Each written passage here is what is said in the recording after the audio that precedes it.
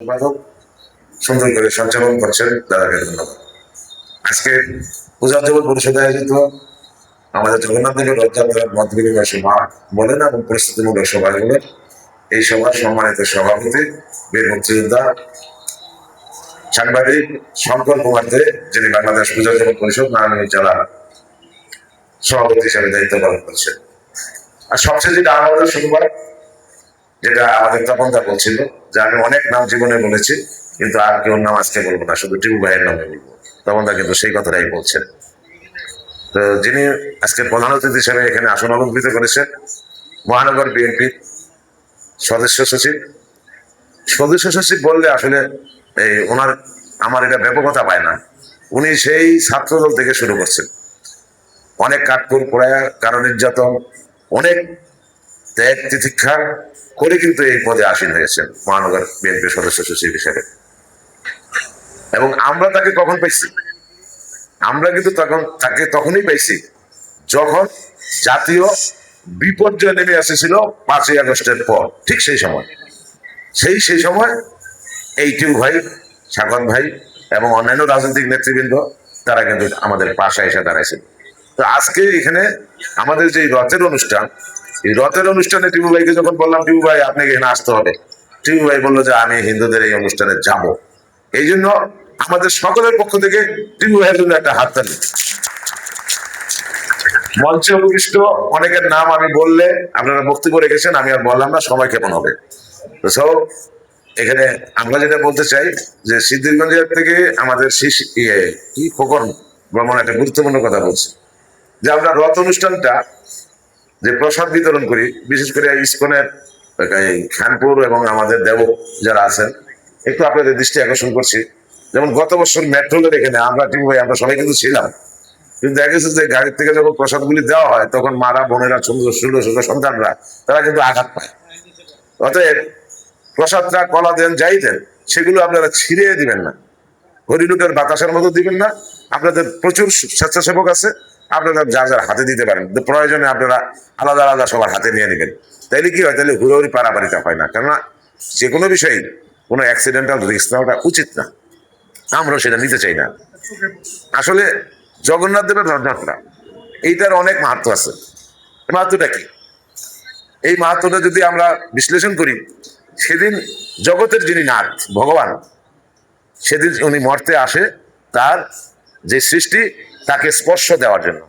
আপনি তাকে স্পর্শ করবেন, তাকে নমস্কার করবেন, তাকে ধরবেন, তাকে দড়ি টানবেন এবং আপনার পাপ মোচন হবে। এটাই তো এর মূল ব্যাখ্যাটা, কিন্তু এটাই। তো সেইটা করতে গিয়া এটা যেন আমরা ধর্মীয় ভাব গম্ভীর্যভাবে করি। এখন আমাদের এই যে সভাপতি বলেছেন মহানগরের যে আমরা অনেক রকমের আধুনিক গান আকর্ষণ করার জন্য আনি, সেগুলো যেন কৃষ্ণ নামের উপরেই হয়, জগন্নাথের উপরেই যেন হয়, এইটুকু যেন আমরা সীমাবদ্ধতা রাখি। তো আজকে এই অনুষ্ঠানে দূর দূরান্ত থেকে সবাই আসেন, আমি বেশি বক্তব্য রাখবো না। এখানে আমরা দুইটা জিনিস আমি প্রধান অতিথি মহোদয়ের দৃষ্টি আকর্ষণ করব। আমি ফোনটা রিসিভ করেন।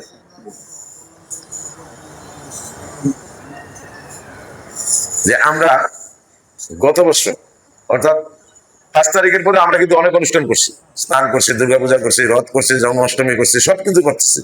এবং এই 3 কিলোমিটার জন্মাষ্টমীতে টিপু ভাই সাগর ভাই কিন্তু আমাদের সাথে শহরে র্যালি করেছে, সেই টিপু ভাই। এখন উনি আজকে ওইখানে আছেন। অতএব আপনারা যেসব শঙ্কা টঙ্কা করেন, এগুলি আমরা পাত্তাই দিই না। এবং টিপু ভাইয়েরা সবাই থাকবে। এবং আমরা কিন্তু পূজা উদযাপন পরিষদ থেকে একটা শুভেচ্ছা মঞ্চ করি।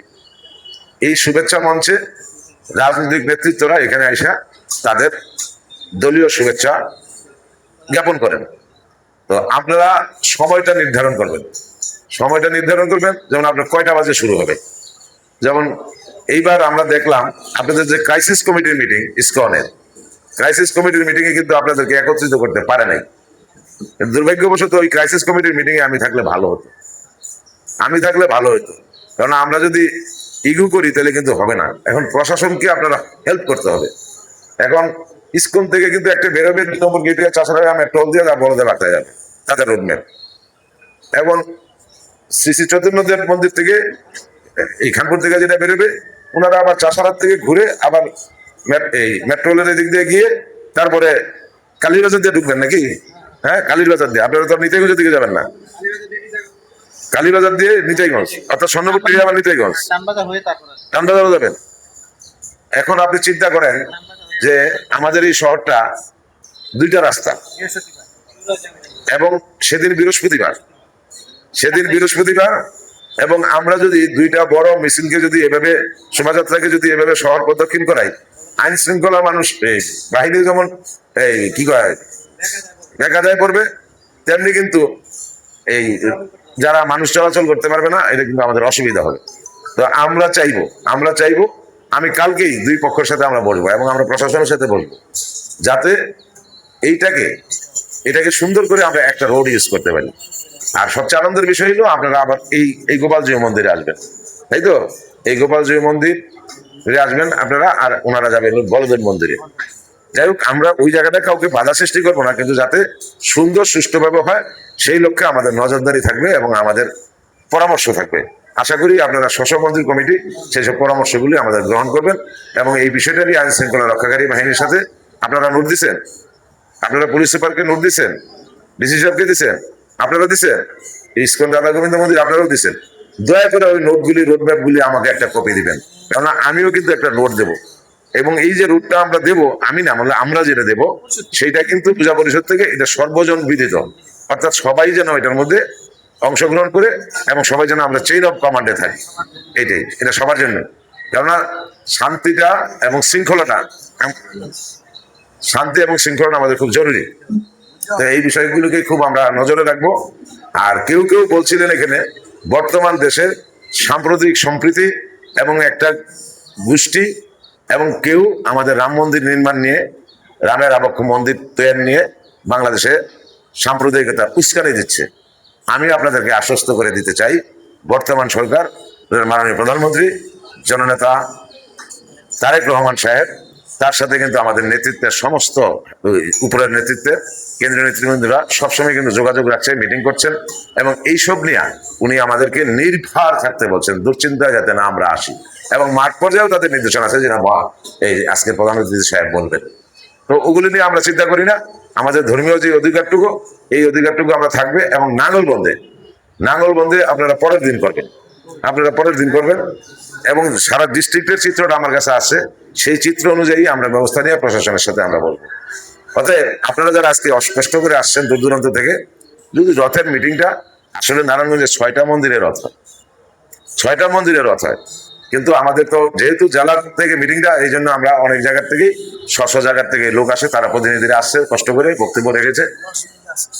এই সবাইকে, এখানে মহাজোটের নেতারাও আছে, সবাইকে ইয়ে আছে, এই যে মহামায়া সেবাশ্রম এবং সনাতন পার্টি টনি মল্লিকের নেতৃত্বে যারা সবাই এখানে আসছেন, আমরা সবাইকে পূজা জীবন পরিষদের পক্ষ থেকে শুভেচ্ছা জানাই, এবং শ্রী জগন্নাথ দেবের যে রথযাত্রা এবং যে অনুষ্ঠান, সেই অনুষ্ঠান মঙ্গল হোক, এবং জগন্নাথ দেব আমাদের সকলের মঙ্গল করুক, এই প্রত্যাশা রেখে আমার বক্তব্য শেষ করছি।